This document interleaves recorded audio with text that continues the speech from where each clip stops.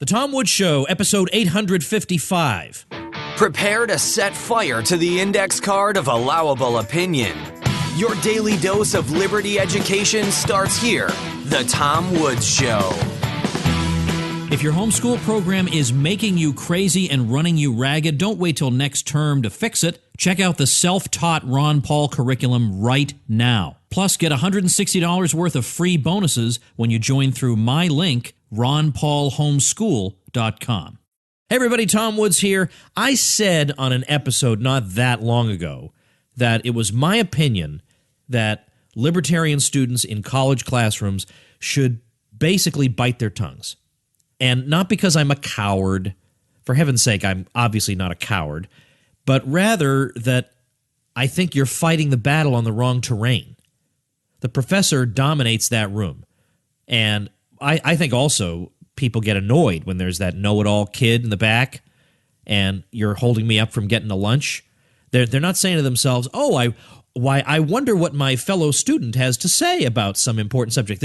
I guarantee you nobody's thinking that. They're thinking, who is this jerk? Is it this jerk again? Can't I just get my B- and get out of here already? So I just don't think it works. And secondly, but much more importantly, I think there's a chance you're going to get a lousy grade because there are some professors who are just that petty. And I don't think it's worth doing because in the rest of your life, you have potentially a much larger audience than you have in that classroom. You can reach a lot of people through a lot of different media. Wait until you get that piece of paper and then do everything you want to do. But I just don't think the classroom, strategically, from your own personal point of view, is the best place to do that. Now, on the other hand, my guest today, Marcelo Guadiana, who is a senior at UMass Boston, he is the treasurer of Young Americans for Liberty there, and he was one of the co-founders of the chapter at his university, disagrees with me, and he wrote to tell me so, and he says that he has done the very thing I've warned people against. So I said, you know what? Get the heck on here. Let's hash it out. Maybe I'm wrong. Not every single episode is going to be about, brain surgery. I want to talk about stuff like this once in a while. What's the right thing to do in this situation? And maybe I'm wrong. There's no reason I have to be right about everything. I could be wrong about this. So let's see what Marcelo has to say. Marcelo, thanks for being here. Hey, Tom. Thanks for having me. Let's dive in, first of all, to your difference of opinion with me on strategy regarding what a student should do in a college classroom. I said in a previous episode that it was my opinion that, generally speaking, a libertarian student should shut his mouth. Not because there's anything in principle wrong with speaking up, but simply in practice, you don't necessarily want to run afoul of that unfair professor against whom you have no recourse.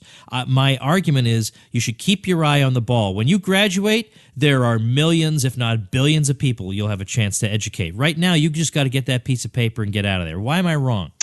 Well, yeah, I completely disagree. And let me just start off by bringing up a study that was actually published in the Boston magazine just last month. So I think it really goes to show how much of a problem the left's control of education really is. So in the front cover of the magazine, it says how liberals are running college. Liberal professors in New England outnumber conservatives 28-1. Why that's bad for everyone. So 28-1 conservative professors are outnumbered. So it's really an astonishing number, and the article goes on to show how it's recently gotten worse over the years. So the ratio was actually 5-1 in 1989. So that's probably around the same time you were going to school in Harvard. But now it's 28-1. So, the article goes on to explain how students are being discouraged from questioning their liberal professors in class or giving their conservative opinions in class, and how there are actually a lot more conservative students out there, but they're scared to come out because they do go to very liberal colleges. So for me, organizing a libertarian club on campus, I've come upon a lot of students who said they voted for Trump or Gary Johnson, but they rather keep it a secret because they fear that they're going to get mocked by their teachers or students. So that's my main thing. It would be, speak up in class if you do have a conservative libertarian view. From my experience, these SJWs, they are a very small percentage on college campus. It's mostly students that are majoring in sociology, gender studies, labor studies, pretty much the majors which do promote the socialist doctrine, and which I think are pretty much useless in the real world. But even though they are a minority, I mean, they do still hold a lot of power on campus, as we've seen over the years. I mean, they've been able to get away with all their childish antics, their safe spaces, their microaggressions, especially since Trump began his presidential campaign. So, I mean, the teachers are always there abetting their behavior. That's why I think it's important that the students that are conservative and libertarian, they do speak up, because the administration is usually always going to be on their side. A lot of these students are in student senate, so they do dictate a lot of school policy in terms of safe spaces and microaggressions, and pretty much attempting to shut down any conservative speaker, which occurred for me and my friends trying to host Martin Shkreli. But like I was saying, they are a minority, and I would encourage students to give their opinion, even if their political views don't align with their teachers. I think this is what college is all about. It's expanding and testing your views. And yeah, I mean, this should also apply for the teachers, but it isn't, because no one's challenging them. They keep on abetting these social justice warriors. They continue to get away pushing their Marxist propaganda. And this is how they brainwash the students into thinking we need more government intervention. All right. This is all very easy to say, but have you actually done this yourself? Well, yes, I have. So I'm pretty outspoken in class. And like I said, I've gotten a pretty positive response. Yeah, I mean, I think it really does encourage other students to speak up. Well, what kind of classes are we talking? I mean, you're not taking gender studies classes, so what kind of classes are we talking about? I'm not, but my majors are political science and economics, so we're constantly getting into debate about politics, economics, and there are requirements as well. So last semester, I actually had to take a union class, which was pretty much all propaganda. It was all the teacher pushing her agenda of the workers' rights. She works in the labor department, so she also has her own agenda. She likes to go to protests. So you're just not going to get the other side, and that's something I was trying to provide in the class, the conservative side to unions, and explaining to them how I think unions are unnecessary. And yeah, I think it does a really good job of encouraging other students to speak up, which is the case for me. A lot of students are speaking up because I choose to pretty much be very open in my classes and not care what the teachers think. A lot of these teachers actually will like you more if you do provide those opposing arguments. Teachers that I disagree with, that I do get along with, I would say even you could email your teachers if you disagree with them, but you don't really want to talk in class. So there's a lot of ways I think that students could speak up in class and not get in trouble. Yeah, I just don't agree with what you and Tom Young were saying a couple weeks ago on your podcast. Yeah. I mean, I can see both ways, and I guess in a way it just depends on. It is kind of an individual preference based on how much risk you're willing to take. Some people are extremely risk averse, and they would rather just write articles for the, student newspaper that are controversial rather than confront a professor. Well, okay, that's a matter of personal taste, but I do think there are vindictive faculty members out there. I think there are vindictive people who will mark you down for having the wrong opinion. I think that's a fact. So you've not encountered anything like that? Well, I do think I think the teachers will grade, let's say, a mediocre paper that's liberal. They probably will grade it better than a mediocre conservative paper, right?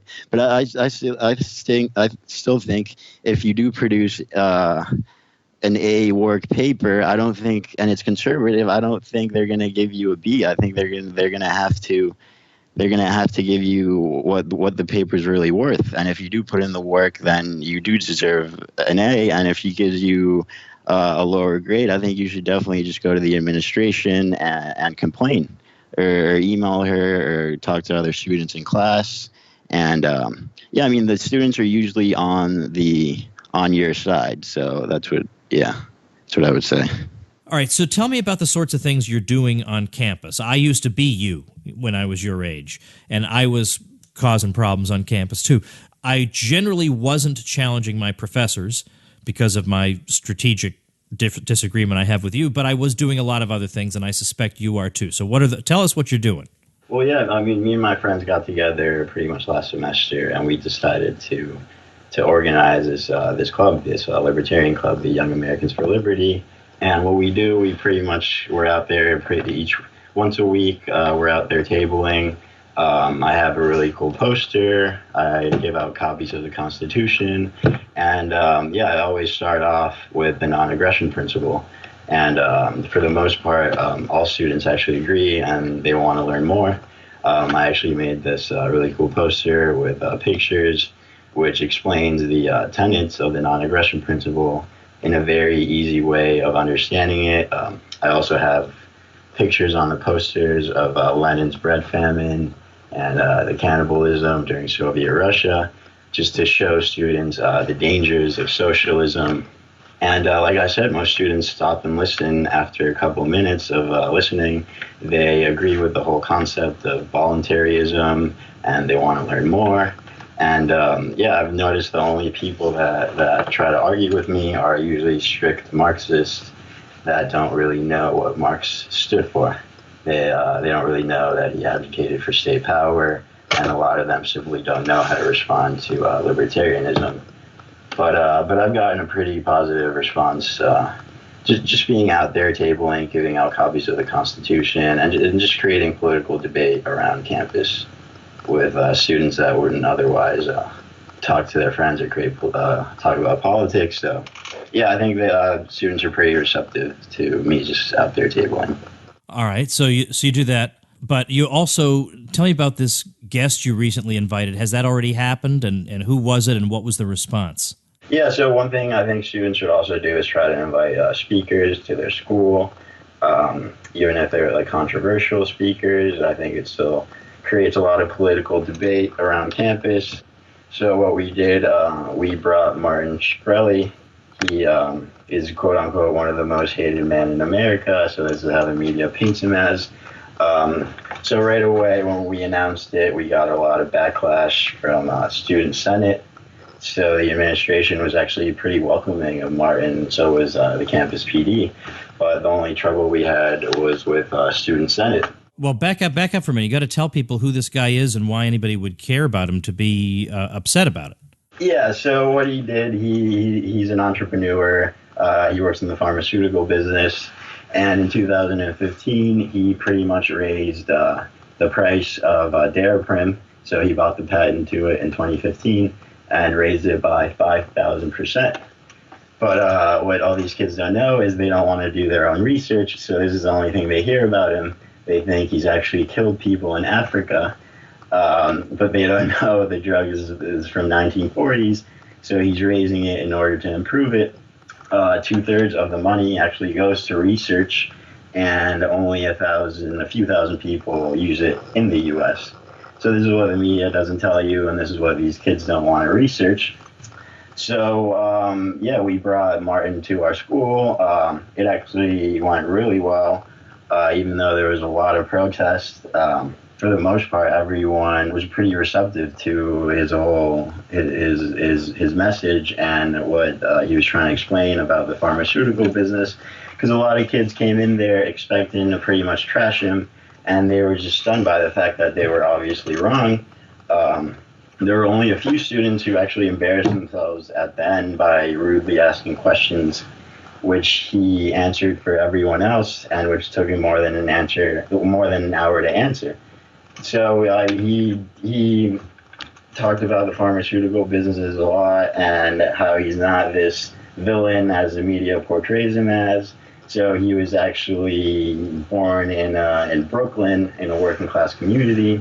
to immigrant parents, and he actually worked his way up to become a really successful entrepreneur. So yeah, so he came to our school. We created a lot of political debate, and he taught us a lot about the pharmaceutical business. And yeah, but I mean, the only thing the media shows you is pretty much all the protests. That's all they're going to show you. They're not going to report on the lecture, on what he really said. So the only thing you saw the on TV was pretty much a girl yelling "F you, you're a killer," and running out of the lecture. That's pretty much all they showed you. But in reality, he created a lot of political debate and really changed people's minds on what they thought of this guy. So I mean, after all this is the very best part. The teacher who was organizing the protest, he comes in at the very last 5 minutes of the lecture because he was outside protesting. But he comes in aggressively, asks his question. He calls Martin a coward before he's even called on. And he goes on his little emotional rant about how Martin's a killer and he should be ashamed of himself, et cetera, with all the news stations behind him to cover it, of course. So you could clearly tell this was all a media stunt. He wanted his moment to shine. But what he didn't know is that the audience was on Martin's side. So they listened to his lecture, they understood that they were wrong, and as the professor's asking the very first question that was asked the very first 5 minutes, he doesn't realize, but he gets ridiculed by everyone there. I mean, everyone starts clapping for Martin. He looks like a fool. The video is actually online. You can look it up. Oh, I want to see that. I definitely want that video. Send me that. It's on YouTube. It already has like 15,000 views. But it's called Angry History Professor at UMass Boston. So Martin just pretty much embarrasses this professor. He responds by pointing to the prices of other much more expensive drugs, yet the patients are still able to receive it. So the teacher doesn't understand. He's so anxious. He wants to be right. He wants to keep on interrupting Martin, and Martin just made him look like a fool. I mean, I think he said something within the lines of, "I feel bad for your students that they have to pay so much money to take your classes." I mean, because it's sad, but it's true. I mean, teachers like him, they clearly let their emotions overwhelm their ability to think. So Martin ended it off by making the really relevant point, saying, good professors know not to talk about things they don't know. And this was exactly what he wasn't doing. He just came in there last 5 minutes. Tom, it would have been like the nerve of this professor. It would have been if I walked in his class the very 5 minutes and started ranting about a question which took him more than an hour to answer, but I wasn't there, so I didn't know. So yeah. Right. Well, I want to check out that video. That interests me very much. I want to ask you a couple quick things about yourself personally. You used to be on the left, like you even kind of described yourself as an SJW, just somebody who didn't act like the crazies. If that's true, how are you not one now? Yeah, that's correct. I used to be more on the left. I started out as an independent always when I was young, and somehow I managed to move to the left. I actually did, very beginning, I actually campaigned for Bernie. But then when I started doing my own research, at first I didn't want to, but then I started looking into his old policies, the free tuition for everyone. And I mean, it sounds good on paper, and he does explain the problems pretty well, but his solutions, once you actually start looking at them, I realize they're not plausible at all. And yeah, that's when I started getting more into anarchism and anarcho-syndicalism, and then I eventually ended up at anarcho-capitalism and then libertarianism, of course. So yeah, that's kind of my whole story. But yeah, I was very much into the left. I would only stick to news from the left, so I would only watch pretty much the Young Turks. That's all I would watch. I didn't realize that you have to watch conservative news as well in order to get a good understanding, in order to be able to come up with good opinions. So that's something I kind of realized pretty much like a year ago. Well, tell me this. You moved to the United States when you were 3, came here from Mexico. I bet there would be some people who would think that on the basis of that, they know everything there is to know about you, including your political views. Have you run into that? Yeah, I have a lot of people. Well, I mean, identity politics is very rampant in college campuses, so you're kind of, in a way, you're these students always think you have to align with them if you're a certain race or background, which is completely not true. So a lot of these students are confused when they see someone like Milo, I guess a gay Trump supporter, or just any black Trump supporter. I mean, they don't understand that there's people that just look at the issues and don't stick to identity politics. But yeah, that's been my experience. So let's see. Is there a single place that, I mean, you don't have a website. You're too young for that, right? No, I don't. But you have a bunch of articles, right? I can link to some of your articles. Yeah, so I have my own personal blog that I always share with friends. I do write about social justice warriors. And then I also write for the Borgen magazine. So that just focuses on global issues, politics, and humanity. And yeah, you can also find my articles at the BorgenProject.org/blog. And yeah. Now, what are you going to do? Is this your senior year? Yeah, this is my senior year, so I have pretty much one more semester left before I graduate. Have you thought about what comes next for you? Yeah, I have. I definitely do like writing, so I'm going to stick to that. And I also I have ideas for business plans that I'm working on as well. So hopefully when I finish college, I could focus on starting a small business as well, which I'm looking to do. So, yeah. All right. Well, sounds good. Well, maybe I'll rethink my position. At the very least, I've been budged a little. I'll say that. I've been budged a little bit on my position on what should a student do. But I still say it's up to each student to decide. But I won't say you're wrong to do it at this point. I can see the benefits because maybe that classroom setting is the only time anybody's ever going to, those kids are ever going to hear a dissenting voice. Is you, Marcelo, standing up and giving that voice. Maybe that is true. So, I stand corrected on that. Well, I appreciate your time today. Keep on fighting. Thanks a lot, Tom. I appreciate you having me on. All right, that's today's episode. Remember, hop on my email list because all the cool people get my emails. And you say, oh, I get too many emails already, Woods. Yeah, well, delete some of those and read mine. You can hop on my email list and get a free ebook at the same time by heading over to sanespacebook.com. You get my brand new ebook, Sane Space, sanespacebook.com, and then you'll start hearing from me. Your days will be brighter. There'll be a magic in your step from now on. So wait not a moment longer.